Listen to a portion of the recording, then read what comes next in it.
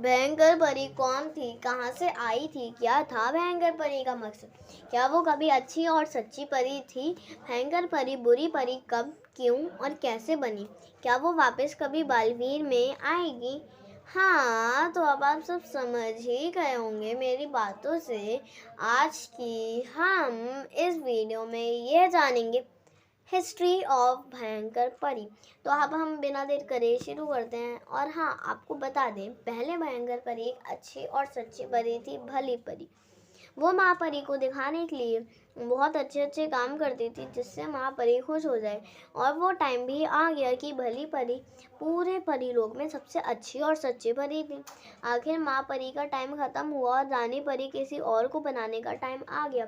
और यहाँ से शुरू होता है भयंकर परी का जंग। भली परी को पूरा यकीन था कि अगली रानी परी वो ही बनेगी, लेकिन अफसोस ऐसा कुछ नहीं हुआ, क्योंकि रानी परी बनने के लिए सिर्फ सच्चाई और अच्छाई काफ़ी नहीं होती है, और भी बहुत सारी ऐसी चीज़ें होती हैं जो एक परी में होनी चाहिए जो रानी परी बनने जाती हो। और वो ये सारी बातें माँ परी ने बहुरूपी परी में नोटिस की। जैसे माँ परी ने भली परी को छोड़कर बहुरूपी परी को रानी परी बनाने का फैसला किया, तो ये बात भली परी को बिल्कुल पसंद नहीं आई। उसको लगता था कि दुनिया की सबसे अच्छी और सच्ची परी मैं ही हूँ। वो सोचती थी अगर मैं रानी परी नहीं बनी तो मैं कुछ भी कर सकती हूँ। और बहुरूपी परी रानी परी बन गई।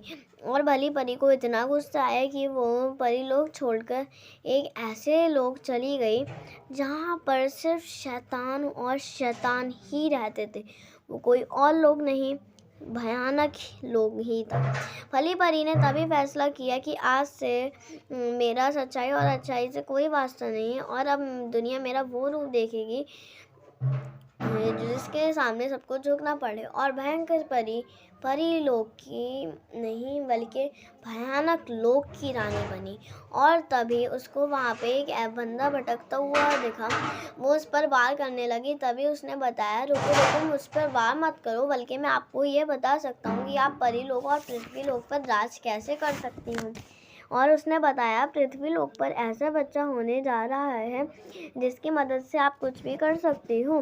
भयंकर परी तौबा तौबा की यह बात सुनकर बहुत खुश होती है और तौबा तौबा को अपने साथ रख लेती है। इसलिए अब उस बच्चे का जन्म होने वाला ही था। तभी उसको बचाने रानी परी वहाँ पहुँच जाती है। भयंकर परी के पहुँचने से पहले रानी परी वहाँ पहुँच जाती है, और वहाँ फिर थोड़ी ही देर बाद भयंकर परी पहुँच जाती है और उन दोनों में बहुत ज़्यादा युद्ध होता है। और इतनी देर में उस बच्चे की माँ उसको छोड़कर ले चली जाती है। ये पुलिस के डर के मारे कहीं उस बच्चे के चक्कर में मुझे डंडे ना पड़ जाएं। और वो बच्चा बहुत रोने लगता है। उसको कोई भी हाथ नहीं लगाता, कहीं उसके चक्कर में हम पुलिस से ना पकड़े जाएं। तभी उसकी नज़र उस बच्चे के ऊपर बाल परी की नज़र जाती है और वो उसको परी लोक में ले जाती है। और फिर भयंकर परी यही सोचती रहती है, अब मैं परी लोक और पृथ्वी लोक पर कैसे राज करूँगी। पर बेचारी भयंकर परी को क्या पता कि उसकी हार की सबसे बड़ी वजह वो ही बच्चा था, बालवीर। तो गाइस, ये थी आज की हमारी भयंकर परी की हिस्ट्री। आपको ये हिस्ट्री कैसी लगी हमें कमेंट करके ज़रूर बताना। Please like and subscribe my channel. Bye bye, love you all.